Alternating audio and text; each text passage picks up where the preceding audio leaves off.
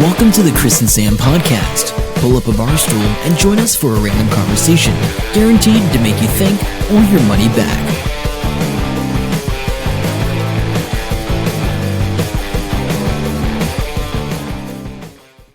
Hello there and welcome to the Chris and Sam podcast. This is episode number 38. 38 already? Yeah, oh my gosh. Man, time flies when you're talking crap. Yeah, couldn't have said it better myself. But it's good to record this stuff for posterity. Yes. People keep saying, I record it so that my children will know what I was like. I think the children already know what you're like if you're... I don't have any, so well. I've got no excuse. I just record the sound of my voice so I can listen to it over and over and over and over again. Excellent. It's a good reason. Put yourself to sleep. I do know that you listen to the podcast episodes after I publish them. Yeah, I do. Just to make sure, I think. Just to remember what I said. I could never remember just so you don't get caught out when someone actually asks about it. Yeah, I've had that. I've had somebody come up to me and go, da da da da da, and how are you going with blah blah blah? I'm like, how do you know about that? How do you know about that? And then, I heard it on the podcast. Oh, right. That's right.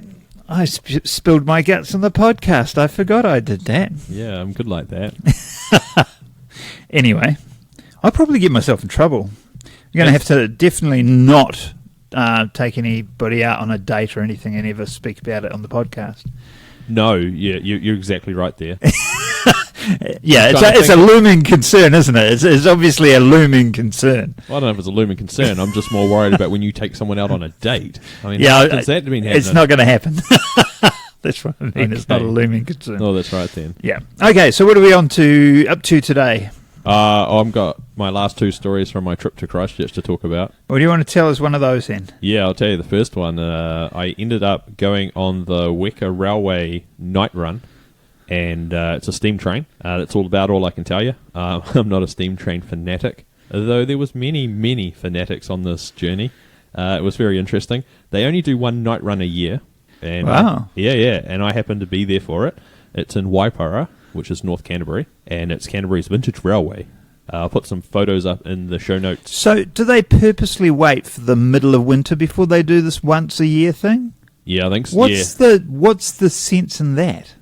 Because when you go to the little tiny place, which is called Waikari, you end up at this little place and it's covered in snow. It's very pretty. Oh. But... I tend to forget that snow is pretty. I just think of it as cold, therefore I don't want to go near it. No, it's great. The trains are hauled by an EP038, which was built in 1909, and or diesel electric, but we had the steam one, so it's pretty cool. There was quite a few people there, and you had to pre-book your tickets, and they put on an extra carriage. There was that many people, actually, and... this is the demographics of how it all worked out. There was 95% steam train fanatics. Absolutely crazy. Do they have T-shirts with steam trains on them and stuff? No. They all know each other, and they reminisce about the last 20 years of going to see steam trains. And they remember last year and the year before and every year. And they seem to travel around the country and go to all these steam train things. And some of these people weren't young. So, 70, 80-year-old woman talking about... Oh, that time that I volunteered and I turned the train around. I wonder if I can turn the train around tonight. Will they let me? And then this guy comes in and he's the main guy, so they're all yelling at him. Hey, what happened? And he says, we're doing this and doing that, and rah. So it was a bit intense. Then it was made up of so it's 95%. There was probably about 3% of us that had nothing to do with trains or photography. And then there was a 2% which was like a photography club, because what they do on the Weka Road Railway night run is, okay, folks, everyone in the train, and there's all these people everywhere. Now, anyone that wants to take a photo of the train as it's leaving the station, get out now, walk in front of the train, we'll drive the train forward, and then you can get on. And as we're going towards the little place that I just forgot the name of, we will be stopping the train, and you can get off and take photos of the train. So arriving. Officially arriving. No, not arriving anywhere. Oh, just stationary. Yeah, no, not even that. So, yeah, okay. It's a pitch black night, and the year before apparently it was moonlit and really nice. So they stop the train on a corner, and then everyone gets off. And almost everyone, but I'll cover that in a minute. And you get off and you sort of go into a ditch covered in gorse. So that's a fun experience. And there's about, I don't know, I think there's about 50 people outside this train. The train shoots backwards. Like it disappears in the night, going backwards. And everyone's there. They've all got DSLR cameras. They've all got tripods. They're all ready to go to take a photo of this train. Now, remember, most of them are crazy train people. So they don't know what they're doing. And then some of the photography people don't know what they're doing. So we're all sitting there. And I've got a little point-and-shoot camera, which has got this weird handheld night mode, which works really well for stationary objects, not a moving train. And the train comes shooting past you, and you've basically got one shot to take a photo. That's it. And then he goes off for miles, and then he comes back, and then everyone gets on. Does that 3 times on the way to this little place. After the first time, wasn't so keen to get out again, so didn't do that. But when the crazy train folk get on board, hey, Tim, Jim, rah, rah, because they all know each other. Oh, there was a guy with like the world's graveliest voice. I wish I could have recorded it, because he was, it was crazy. Did you get a photo of the train? Nah, it was too dark. Or I got a photo of the back of your head. Oh, but yeah, 20 years ago they would have been doing that, and it wouldn't be till they got developed that they... Yeah, exactly. And then there was like, yeah. So we get to the place, and you've got like an hour to wander around. And in the place there is a tea room, cafe, general shop, post shop, everything combined shop. That's all in one. There's a takeaways. There's a weird art craft store, and then there's a pub. And that's it. So I went to the pub, had a few beers, got back on the train, and throughout this whole experience, there was 2 people on the train, and I've surmised that they were on a blind date. I don't know what they were expecting, but riding in the middle of the night on a steam train was not what they were expecting, because they did not look at each other. They looked like they wanted to kill each other, or themselves. And they sat at the pub looking bored shitless. And then it was time to get back on the train, and they were the most depressed looking pair of people I've ever seen in my life. Are you sure about this blind date thing? Yeah, I'd say so. He was of Indian descent, and she was of, I don't know, Caucasian. And she'd ask him a question, and then he'd give her an answer, and then she'd be like, ugh. And they wouldn't even look out. They didn't even get off the train when we were doing the photo thing. And they wouldn't look out the window. They were just like this. I'm just staring down, really depressed. Yeah, okay. But the train thing, really, really good. Really cool. Train folk were crazy. Like, you know, you finally leave. It's funny when you talk to anybody who's into something in a big way. I mean, because you're talking about the train people. I'm thinking about the pumpkin people. I know. And some of the random conversations I ever hear you on the phone. What do you mean? It's the wrong genus. It's the same genus. How can they split the 2 genus into 2 when they're both the same genus, but they're both different thingies within the same genus? God knows what you're talking about. All over those pumpkins. No clue. I mean, to be fair, I used to be a bit like that with all the fighting and the karate stuff and all the Japanese stuff when I was 30 years ago, whatever. But yeah. Yeah, so it was good. Really, it was a shame it wasn't a moonlit night. That would have been pretty epic. Yeah. But, really cool. And so you had a good date then? Yeah, it was good. So they run... in January they run every Sunday, and then February to December it's the first and third Sunday. But the main guy that was going on about stuff, he was talking to all these other train people, and he was saying that they're just about to start building an $800,000 shed to replace all their other sheds. For that train? Yeah. And one's going to be housing everything, and then one section's going to be for restoration, and then one's for something else. And he's like, yeah, we're all good. We've got all the money. So, because it's a historic thing, I guess. Historic trust and that, yeah. Yeah, so that's pretty cool. Oh, that sounds pretty good. I've been on a steam train, I think. I can't remember, it's so long ago. Like when you were real young? Yeah. Yeah. QE2 Park, I'm pretty sure they had a steam train that went around there. It might have just been a tram, and I can't remember, but yeah, I said, I was really young. Where my mum and dad live, I won't say, but they had a steam train used to come. They used to bring it in on the weekends or something, and then take them around the little area. And for some reason, my dad thought it was a great idea to like just chuck random people in the back of his van and take them around a tour. Did he charge them? No, I don't think so. That's what we used to do on the weekends as kids. We'd be like, get in the van, we've got to take all these randoms around. And I don't think he really knew anything about the local history. He just drove around the town, pointing out like really obvious things. Yeah, and then it stopped, and it was a bit weird at the Good time. one, Dad. Yeah, no, because I had a friend at school, and his family were all into. They were into two things actually: projections, the old film. Yeah. Because I got my film license, New Zealand Film Library license with him. Yeah. And the other thing was steam trains, and they made miniature steam trains that worked proper steam trains, but they were about this big.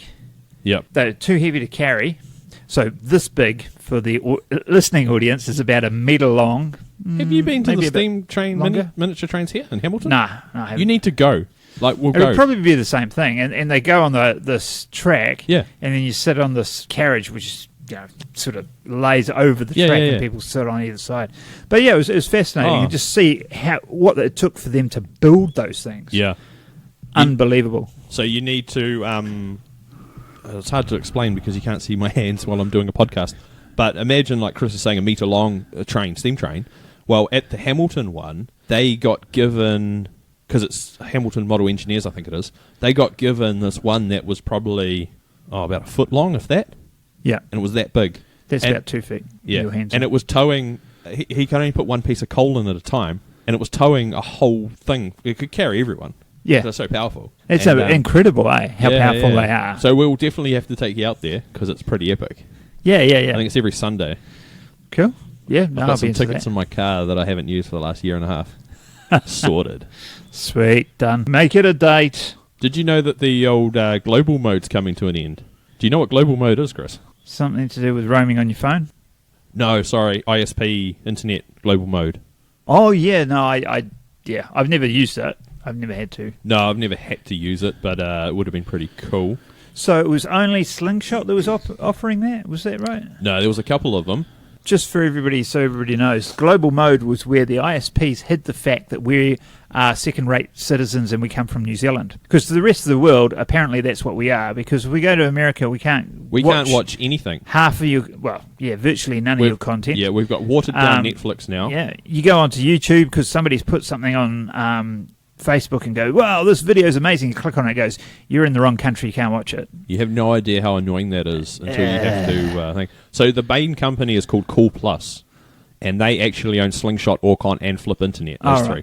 And they just said, stuff you, we're going to use this technology that was created by a New Zealand firm, and basically they just turn on global mode, and if you had internet with those guys, you could access anything overseas. No worries. So it would just reroute through a local IP in whatever country you're in type thing. Yeah, I'm not sure the technology behind But it. that's effectively... Yeah, how but it- basically the other TV networks who have to pay for rights and things like that, Sky TV, just sort of See, now had a crap. now I'm over it. getting ready for a rant because that Are we really, ready? Are we ready? really, really annoys me. Hang on. So basically they were going to take him to court. They said, nah, not going to go through that process. We're going to turn it off 1st of September. Now is it time for rant time? What the hell are they thinking, right? So we've got this situation where you've got content creators in studios totally understand they got to make money. Exactly like us. They sell it, like us. Like, we've got to make money. Sorry, anyway. It's okay. So, and then they sell it to these middlemen distributors who just, carve up the rights. So basically it's just crap. They add no value whatsoever. No. And they just... And they're getting paid by us, the consumer. So, I'm all for global mode economy where we all just get the same thing, it gets released everywhere. It will mean that the artists will get paid more. Yeah. I mean, that's all it means. So there won't are... it? Yeah. If the creators That's right. don't have that middle layer in there and they, have one level where they distribute internationally at once, Yeah. So there's still ways around it. You can use VPN and stuff overseas, and people are still going to do that. And the argument is, these people are just going to Google it because it's pretty easy to do, and shift and still do it. So the people that have threatened court action haven't actually really done anything except for maybe, I don't know, stop 10% of the people.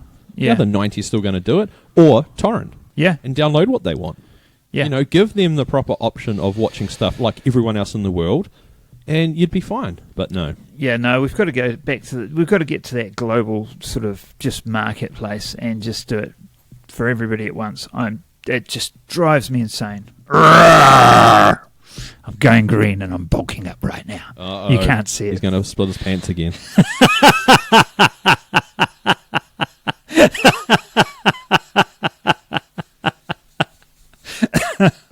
Yeah.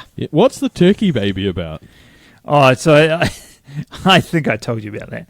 Actually, no. Oh, sorry. Yeah. You did, but I read that in the wrong context, and I was thinking of a baby turkey Yeah, no. as opposed to a baby in Turkey. In the country of Turkey, Yeah, that makes more sense a now. family's down at the beach, and as you do, they put their 10-month-old on a... Floating lilo thing? no, I think it was like a buoy, because they say a buoy, as they say in the States. But they put it in this floaty thing, and then they forgot about the baby. And the prevailing wind was offshore towards Greece. So by the time they got hold of the coast, some of the people on the shore tried to swim out to the baby but couldn't catch it. Yeah. And by the time the Coast Guard were alerted, the baby was over a kilometre offshore. Oh, my God. Parent of the Year award. There you go. Well, they got the child back. That's a good thing, I guess. Seriously. Oh, he's just in training for a refugee thing later on. Yeah. That's not funny, is it? No, maybe not. Not at all. Maybe No, not. Sorry. Okay. So yeah, that was the turkey baby. Oh, the turkey baby. I will link to that Parent in the of the show Year. notes. But I also read about Yes. this teen guy, 17-year-old, local guy in Hamilton here, in Hamilton, New Zealand, who has dropped out of school because he's making $5,000 a month in his 2 YouTube channels. Yes. So I haven't got the story around at the moment, so I don't have the guy's name or anything. But good on you, sir. I am impressed with that. He's focusing on 2 things. One is the big 10, top 10 things, and that's he's just got a silver YouTube button, which is apparently what happens when you hit 100,000 subscribers.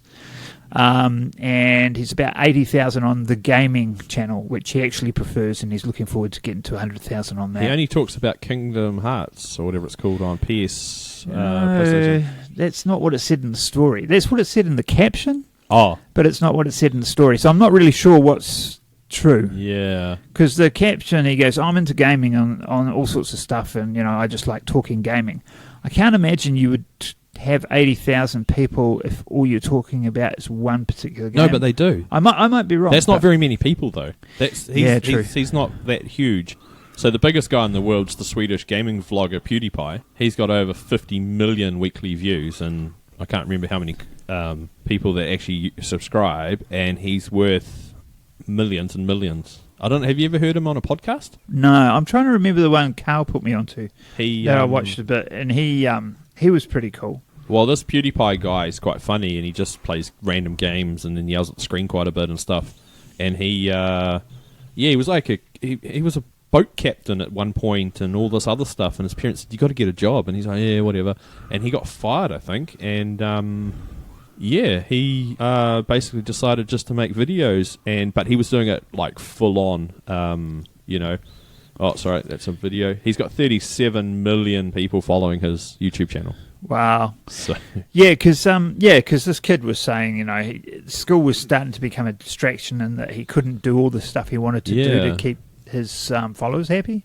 So, and his mum was really anti it at first when he first started. I bet she was, but when he's bringing us $60K a year, from doing nothing, now isn't she's like she's fully supportive. Yeah, that's although pretty cool. there's a lot of flack and pushback about people saying, "Oh, you shouldn't get him to leave school." I mean, I totally disagree with the naysayers there. it's a bit hard though. Maybe because I left school at 16, so I don't think that an education isn't something you can force feed from being in an institution. That doesn't teach you necessarily anything. If you go to an institution with the goal to learn something for a specific purpose, yes, that makes sense. But if you are just going because that's what everybody tells you to do, that's bollocks. And it just doesn't work, I don't think. So, good on him, and hope he does well. And I'd like to learn a bit more about how to do that with a podcast like this one. No, you'd have to be watching. It's the commenting thing. There's a good South Park episode on it. Yeah. And Cartman decides to do it and makes millions of dollars, and he's commenting on people commenting. Like, he goes next level. So it's pretty good. Meta. I quite like how South Park keeps up with current things. Yeah, I've never got into South Park. Never. The later ones aren't as stupid and vulgar, I guess. So they're actually, they're pretty good. Yeah. There's quite a few I want to point out to you. Tash was quite into it, and but I never. I'll have to find the one about startups when they make their own startup. And they're like, what does a startup do? And he goes, I don't know. We're just a startup, and they crowdfund all this money for no reason. Cool. Okay, we might have to do a session of South Parks. We could do. Also, while I was in Christchurch, I went up the gondola. Oh, right. Which is, there's actually Is that out Littleton way? Yeah, sounds good.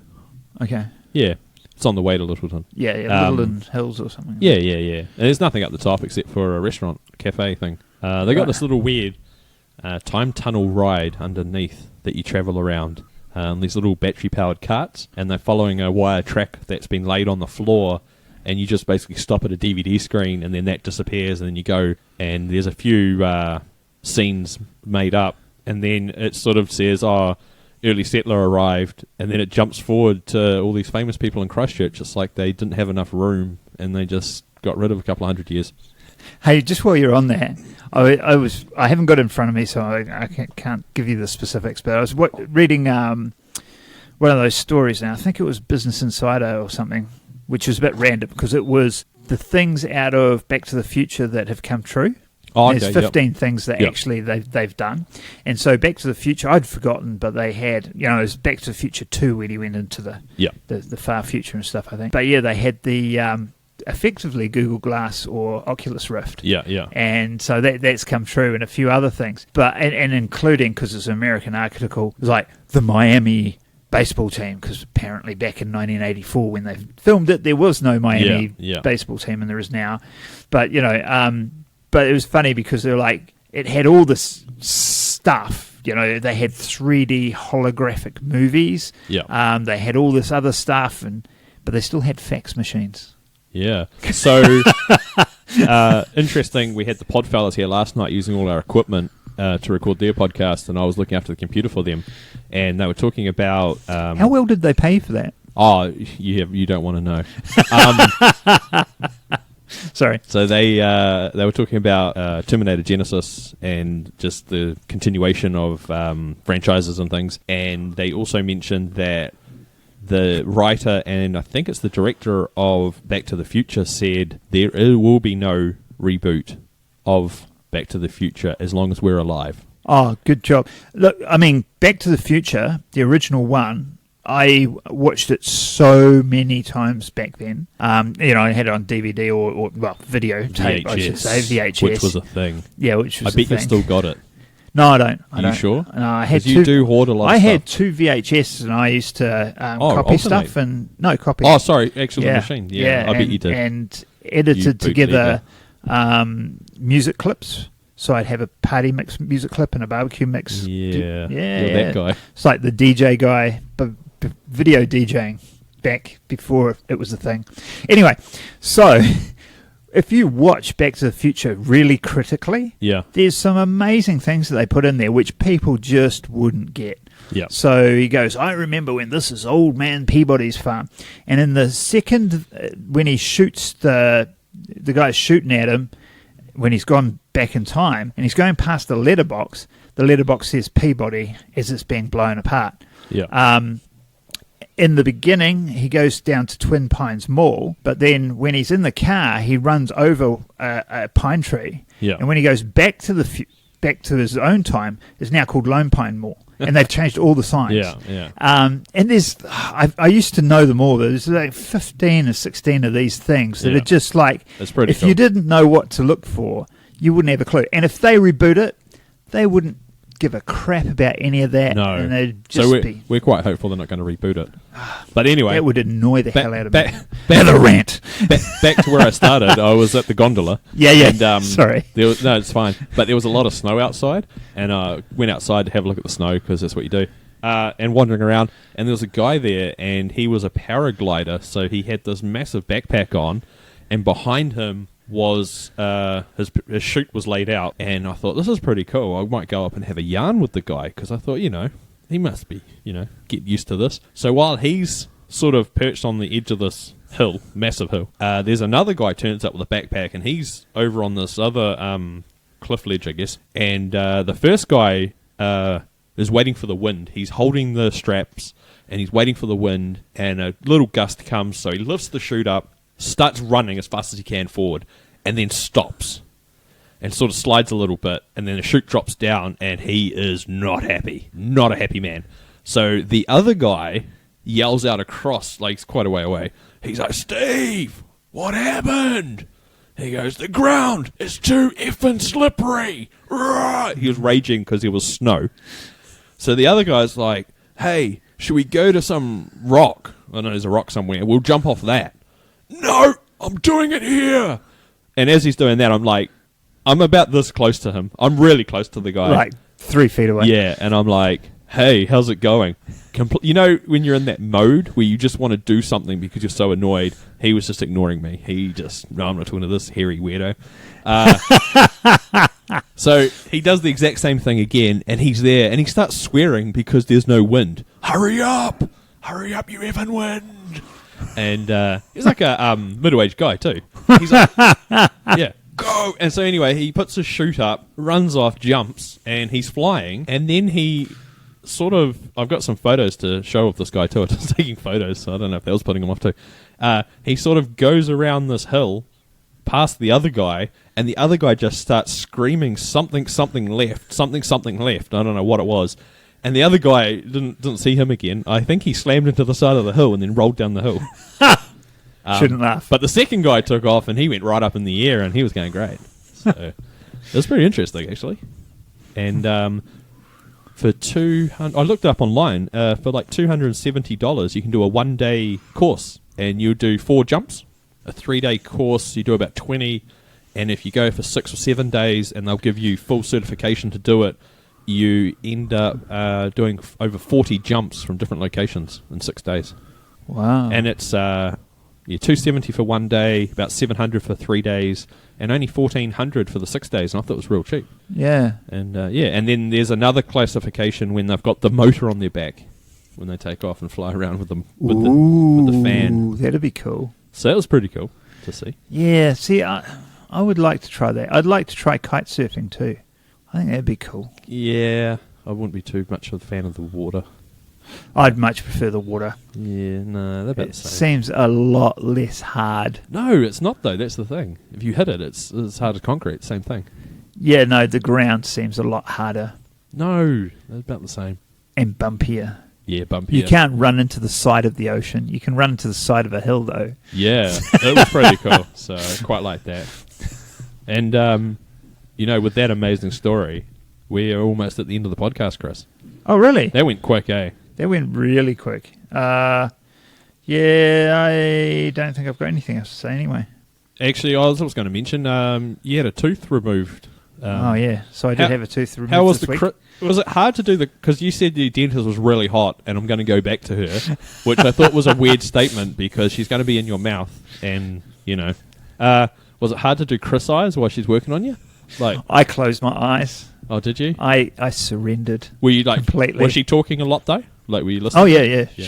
She's Eastern European accent, petite, blonde.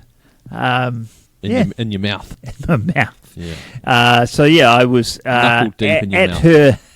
At her entire mercy with my mouth wide open. I just closed my eyes. So she's this petite blonde with this huge awl. You know what an awl is, yeah. And that's what they use to remove teeth, apparently. So she's like, got it in my mouth and putting all her weight on it and jumping up and putting her weight on this thing in my mouth. I find it a bit weird going to the dentist because I have to take my glasses off, and usually I've been wearing my glasses all day, and then I'll go to the dentist. So when I take them off, I'm more blind than I would be if I'd just woken up. Yeah. So I can see something, but I can't see exactly what it is or what they're doing. Oh, really? Is that bad? Yeah, I'm blind as. Oh, really? Yeah. I didn't know that. Yeah, I just stumble around a lot. So make sure to check us out at the Chris and Sam podcast.com. Yep, so we'll have all the stories and links there for you to do so. Check us out on Facebook. We are the Chris and Sam podcast. And I think, Not the guys in the hot tub. I think we come up as the first one now, maybe. Yay! Well, you'll know which one we are, and we post photos and stuff there. And, of course, we're at Chris and Sam Pod, and you may see some on Twitter, and you may see some tweets about, it might be Pod Fit or Diet Pod, hashtag Diet Pod or Diet hashtag... Pod, I think. Oh, they've been talking about hashtag Pod Fit, which I think is a better... Pod Fit sounds better. Yeah, I think it's better and it sounds more positive. So there's a whole bunch of podcasters from around the world, actually, doing a little bit of a diet bet thing. We're all putting it in, because there's a site called dietbet.com. Yeah, I haven't looked at that. You deposit money in there, and then you set these goals, and the people who get to the goals in the end win the money, less the diet bets fees, of course. Yeah. So that could be interesting. We'll see how that goes. Yeah, so we're not starting till August, so I think I better fatten myself up a little and get ready for a diet. Yeah, I might have to get some tips from Carl. Yeah. Did you see? You don't remember? You've never seen Carl big? No.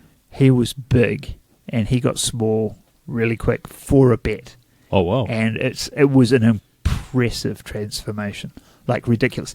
That's why he removed his wedding photos and stuff. Oh, he got rid of them I all. need these photos. I want to see these photos. Because he was so big. Actually, I'll show you a photo of me and him at my 40th, and we were both bigger Excellent. then. We Excellent. were Look both forward to bigger it. then. Anyway, and that won't be on the No, we won't website. be posting that. Anyway, until next time, I'm Sam. And I'm Chris. Bye. Thanks for listening. Hope you enjoyed the show. Make sure to subscribe and we'll catch you next week. Don't forget to tell your friend.